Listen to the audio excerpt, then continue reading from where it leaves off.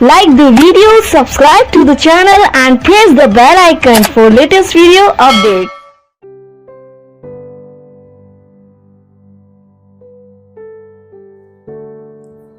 Hello student, तो आज हम स्टार्ट करने वाले चैप्टर नंबर 2 का 5 पार्ट। ठीक है, इससे पहले 4 पार्ट करा चुका हूँ। अगर आपने वे पार्ट नहीं देखे हैं तो डिस्क्रिप्शन में दिए गए लिंक पर जाके सबसे पहले वे पार्ट देखो, उसके बाद इस पार्ट को देखना। ठीक है, अब मैं पार्ट नंबर 5 स्टार्ट कर रहा हूँ इस चैप्टर का, जिसमें कि हम पढ़ने वाले हैं कि किसी गोलीय कोष के कारण विद्युत क्षेत्र की तीव्रता ज्ञात करना। किसी भी गोलीय कोष के कारण विद्युत क्षेत्र की तीव्रता, यानी कि कोष की प्रमेय का अनुप्रयोग करते हुए हमें गोलीय कोष के कारण विद्युत क्षेत्र की तीव्रता ज्ञात करनी है। और नंबर 5, आवेशित चालक गोले के कारण विद्युत क्षेत्र की तीव्रता ज्ञात करना। आवेशित चालक गोले के कारण विद्युत क्षेत्र की तीव्रता ज्ञात करना, ये दो उपयोग आज हम पढ़ेंगे, नंबर 4 और नंबर 5। तो चलिए स्टार्ट करते हैं। उपयोग नंबर 4 देखो, उपयोग नंबर 4 था गोलीय कोष के कारण विद्युत क्षेत्र की तीव्रता, और उपयोग नंबर 5 था हमारा आवेशित चालक गोले के कारण विद्युत क्षेत्र की तीव्रता। दरअसल में ये जो दोनों उपयोग है ये सेम है, मतलब इन दोनों की सेम ही डेरिवेशन है। ठीक है, समावेशित गोलीय कोष के कारण विद्युत क्षेत्र की तीव्रता या समावेशित चालक गोले के कारण विद्युत क्षेत्र की तीव्रता, इन दोनों की जो डेरिवेशन है वो सेम है। और सेम क्यों है वो मैं आपको बता देता हूँ। देखो, चालक गोले का मतलब यहाँ पर ये होता है, अगर चालक गोले को हमने कोई भी आवेश दिया,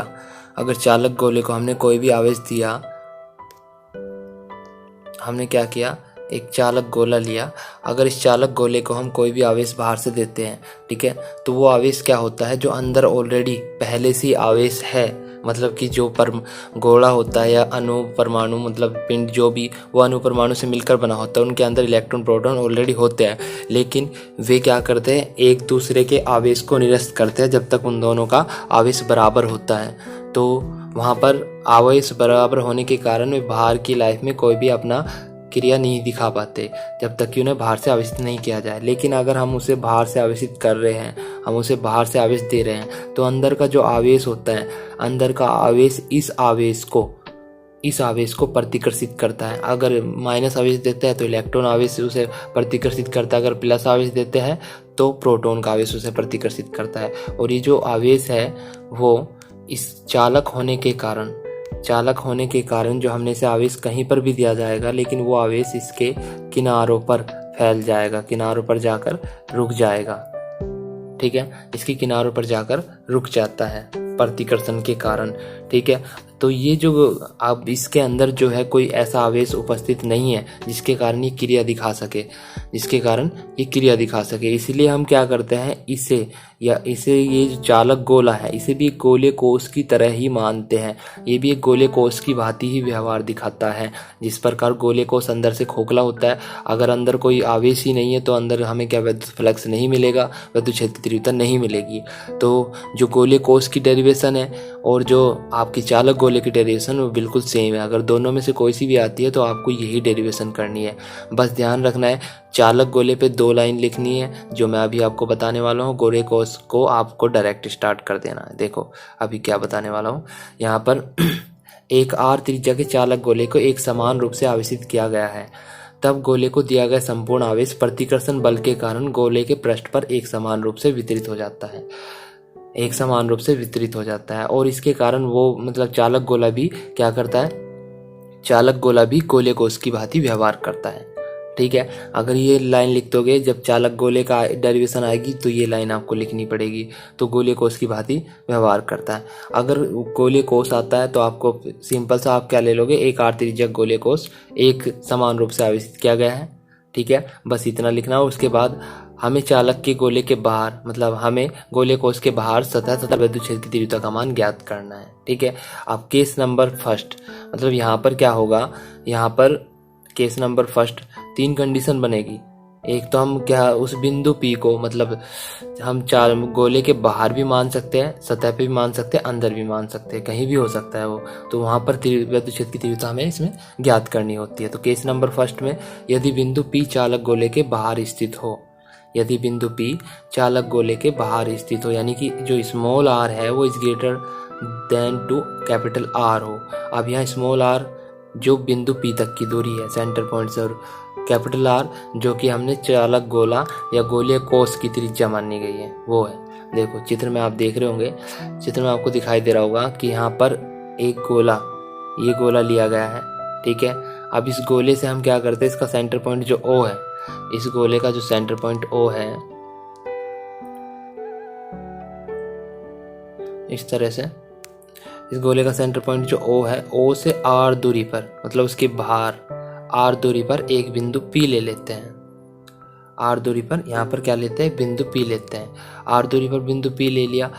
अभी क्या करना है हमें, अगर इस P से होकर गुजरने वाला, मतलब P पे हमें विद्युत क्षेत्र की तीव्रता निकालनी है, तो सबसे पहले तो हम क्या करेंगे, इस P से होकर जाने वाले गॉसियन गोले की रचना करेंगे। इस P से R स्मॉल r त्रिज्या के गॉसियन गोले की रचना कर देते हैं, जो कि बिंदुवत दिखाया गया है, ठीक है। फिर इस P के चारों ओर एक लघु अवयव क्षेत्रफल dA लेते हैं। dA लेने के बाद हम क्या करते हैं, देखते हैं विद्युत क्षेत्र की तीव्रता और dA की दिशा क्या होगी। तो आपको पता है कि केंद्र से जो उसकी परिधि होती है वो लंबवत अगर विद्युत क्षेत्र की दिशा इधर को जारी है, ठीक है, तो उस जो पृष्ठ है उसकी भी दिशा ऊपर की ओर होगी। यानी कि यहाँ पर क्या होगा, यहाँ पर E और dA के बीच थीटा बराबर 0 होगा, दोनों की समान दिशा होगी, ठीक। अभी तो हमने थीटा बराबर 0 निकाल लिया, E dA निकाल लिया, ठीक है, ये हो गया। अब इसमें क्या है, एक बंद पृष्ठ की कल्पना करें, जैसा कि मैं आपको बता चुका हूँ, जिसकी आकृति उपरोक्त चित्र में संकेंद्रीय गोले के रूप में प्रदर्शित की गई है। इस बंद पृष्ठ को गॉसियन पृष्ठ S कहते हैं, ठीक है, कैपिटल S। अब गॉसियन पृष्ठ से निर्गत विद्युत फ्लक्स, देखो मैंने आपको उपयोग पढ़ाने से पहले बताया था कि इसमें 4 स्टेप फॉलो होते हैं। सबसे पहले तो किसी भी गॉसियन पृष्ठ की रचना करते हैं, उसके बाद उस गॉसियन पृष्ठ से होकर गुजरने वाला विद्युत फ्लक्स मूल सिद्धांत से निकालते हैं, फिर गॉस की परमे से निकालते हैं विद्युत फ्लक्स, फिर दोनों को बराबर रख देते हैं, तो वहां से विद्युत क्षेत्र की तीव्रता निकल जाती है। तो सेम कंडीशन यहाँ पर हम करेंगे। गॉसियन पृष्ठ S से निर्गत विद्युत flux E dA cos theta, ये इसका फॉर्मूला है, ठीक है। अभी यहाँ पर हमें इसे अलग अलग भागों में डिवाइड नहीं मान सकते हम, जैसे कि बेलन को मानते थे। यहाँ पर क्या है, पूरा ही पृष्ठ समान है, मतलब पूरा ही पृष्ठ एक जैसा है, तो बस एक ही पृष्ठ एक ही फॉर्मूला होगा। यहाँ पर विद्युत क्षेत्र की परिभाषा के अनुसार विद्युत क्षेत्र की तीव्रता पृष्ठ के प्रत्येक बिंदु पर त्रिज्य दिशा में होगी, त्रिज्य दिशा में यानी कि बाहर की ओर, तो इसलिए थीटा बराबर 0 होगा, तो फाई बराबर E dA cos 0। अब जब हम क्या करेंगे, cos 0 का मान तो 1 हो जाता है, तो समीकरण पृष्ठ के विद्युत क्षेत्र की तीव्रता एक समान प्राप्त होगी, आते हैं फाई बराबर E dA, मतलब अगर E dA का हम समाकलन करेंगे तो वहाँ पर A आ जाएगा, और A यहाँ पर क्या होगा, A होगा यहाँ पर जो गोला है उसके चारों तरफ का भाग, यानी कि उसका वक्र पृष्ठ, उसके चारों तरफ का वक्र पृष्ठ मान सकते हो, संपूर्ण पृष्ठ मान सकते हो, ठीक है, बाह्य पृष्ठ।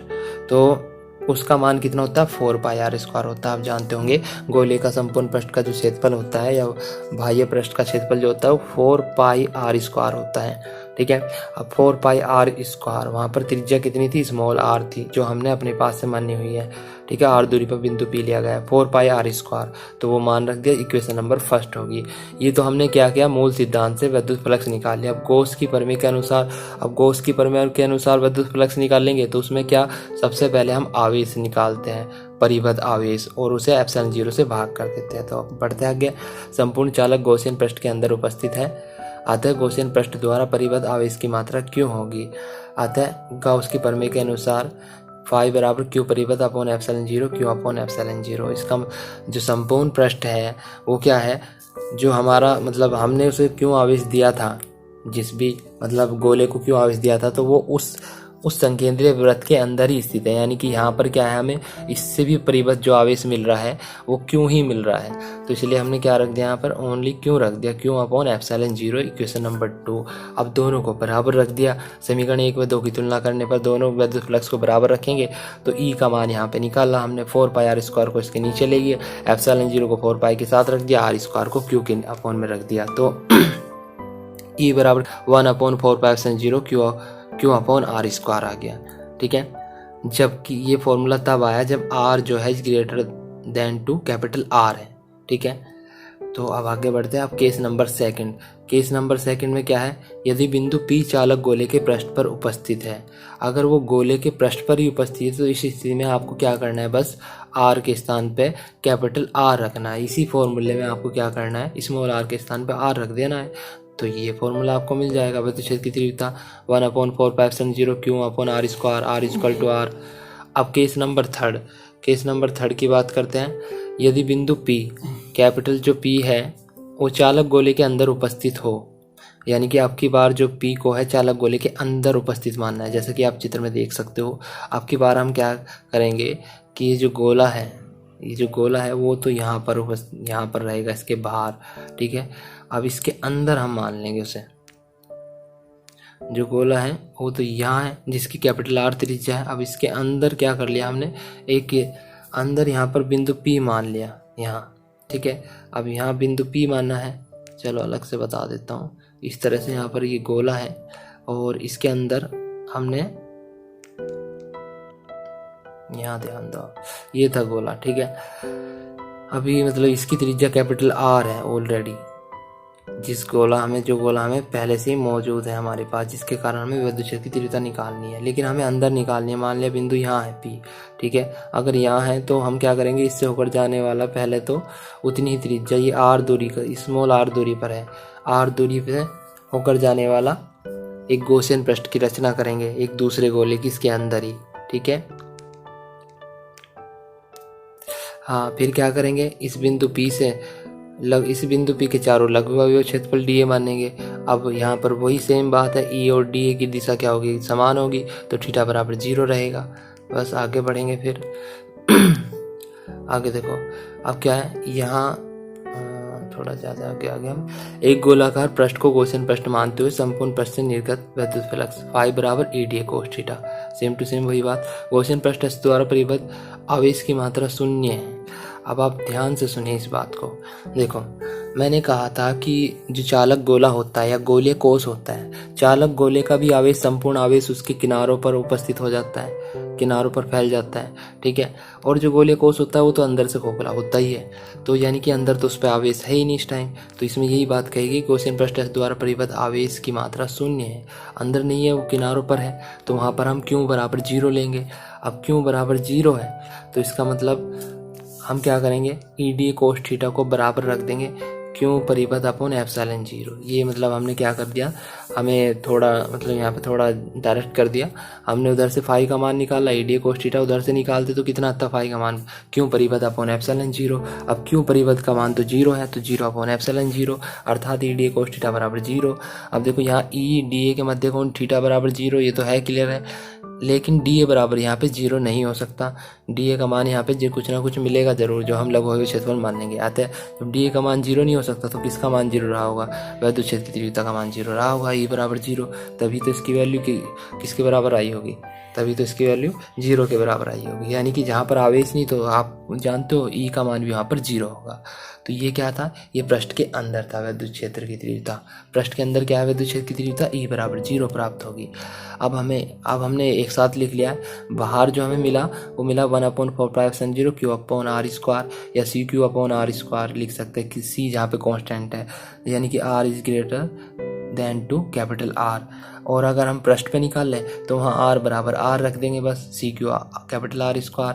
लेकिन अंदर निकाल लें E बराबर, वहाँ पे कितना मिला हमें 0 मिला, यानी कि R is less than to capital R अगर अंदर है तो अब इन दोनों मतलब इन तीनों के बीच में, इन तीनों कंडीशन में ग्राफ खींचने को भी हमसे बोला जा सकता है। तो इसलिए चालक गोले के कारण विद्युत क्षेत्र की तीव्रता का जो ग्राफ रहेगा क्या रहेगा, देखो आप E हमने ऊपर को प्रदर्शित कर दिया और R हमने आगे को प्रदर्शित कर दिया, E इस तरफ को R इस तरफ को। तो इसका मतलब देखो यहाँ पे अंदर 0 है, मतलब उस 0 है का मान, तो 0 का तो कोई ग्राफ खींच नहीं सकता, वो यहीं का यहीं पॉइंट रहेगा। E का मान बढ़ाओ, R का मान बढ़ाओ, उसमें ना E मतलब R पे तो डिपेंड है ही नहीं, तो कुछ भी उसका ग्राफ नहीं खींचा जा सकता। 0 है, वो वैल्यू फिक्स है, तो ग्राफ कोई नहीं खींच सकता। अब बात करते हैं पृष्ठ पे आते हैं, ठीक है। अब पृष्ठ पे आने से पहले हम क्या करते हैं, पृष्ठ पे आने से पहले थोड़ा आप ध्यान दो, जो इसके पृष्ठ के अंदर है, पृष्ठ के अंदर वो E का मान जो है, पृष्ठ के बाहर E का मान जो है वो CQ/r², यानी कि E जो है वो 1/r² के अनुक्रमानुपाती है, या ये कहो कि r² के व्युत्क्रमानुपाती है। 1/r² r²। व्युत्क्रमानुपाती का मतलब क्या होता है? व्युत्क्रमानुपाती का मतलब होता है सीधा सीधा कि अगर e का मान आप बढ़ाते हो तो r का मान घटेगा, अगर r का मान बढ़ाते हो तो e का मान घटेगा। तो इसलिए यहाँ पर क्या लिया गया है, यहाँ पर लिया गया है कि अगर मैं यहाँ पे e का मान लेता हूँ तो r का मान आगे को बढ़ेगा, जैसे r का मान बढ़ेगा तो e का ग्राफ नीचे को गिरना स्टार्ट हो जाएगा, यानी कि इसका ग्राफ इस तरह से बनेगा। अगर व्युत्क्रमानुपाती हो तो ग्राफ नीचे की तरफ को बनता है, मैंने आपको बताया हुआ है। अब बात करते हैं कि अंदर तो जीरो था, अंदर तो जीरो था e का मान, और बाहर जाके वो और भी कम होना स्टार्ट हो गया, बाहर जाके वो और भी कम होना स्टार्ट हो गया, यानी कि उसका अधिकतम मान कहाँ पे मिला होगा हमें, वो मिला होगा पृष्ठ पे। तो इसलिए हम क्या करेंगे, ये पृष्ठ की लाइन इस तरह से दिखा देंगे ऊपर की तरफ को, यानी कि यहाँ पर अधिकतम मान रहा होगा उसका, ठीक है। ई पृष्ठ पे तो अधिकतम मान ग्राफ ऊपर की तरफ बनेगा और बाहर पे ग्राफ का मान इस तरह से बनेगा, नीचे की तरफ को गिरता हुआ। आर का मान जितना आगे बढ़ेगा उतना ही इसका ग्राफ नीचे गिरता चला जाएगा। तो ये कंप्लीट इसका ग्राफ होगा इस तरह से, ठीक है। तो आशा करता हूँ कि आपके समझ में आया होगा जो भी टॉपिक आज क्लियर किया हमने। ये दो टॉपिक एक साथ जुड़े हुए हैं, गोले कोस आ जाए या आपका चालक गोला आ जाए तो दोनों की डेरिवेशन सेम है, आपको इस तरह से करनी है। अगर समझ में ना आया हो तो एक वीडियो को, पूरी वीडियो को एक बार और देखना, बीच में फ्यूज करके नोट्स को अच्छे से देखना, अच्छे से समझने की कोशिश करना, समझ में आ जाएगा। तो फिर भी कोई बात समझ में नहीं आती तो आप कमेंट करके मुझे पूछ सकते हो, ठीक है। तो आज हम केवल यही दो टॉपिक, जो मतलब टॉपिक 2 थे लेकिन की डेरिवेशन हमने ये की है, ठीक है। तो यही दो टॉपिक कंप्लीट कर रहे हैं, चौथा और पांचवा। कल हम छठा टॉपिक कंप्लीट कर लेंगे और इसके बाद 7, 8, 9 ये चैप्टर कंप्लीट हो जाएगा, ठीक है। उसके बाद न्यूमेरिकल करेंगे। तो आज बस इतना ही, बाकी मिलते हैं नेक्स्ट वीडियो में। Okay, good bye, thank you.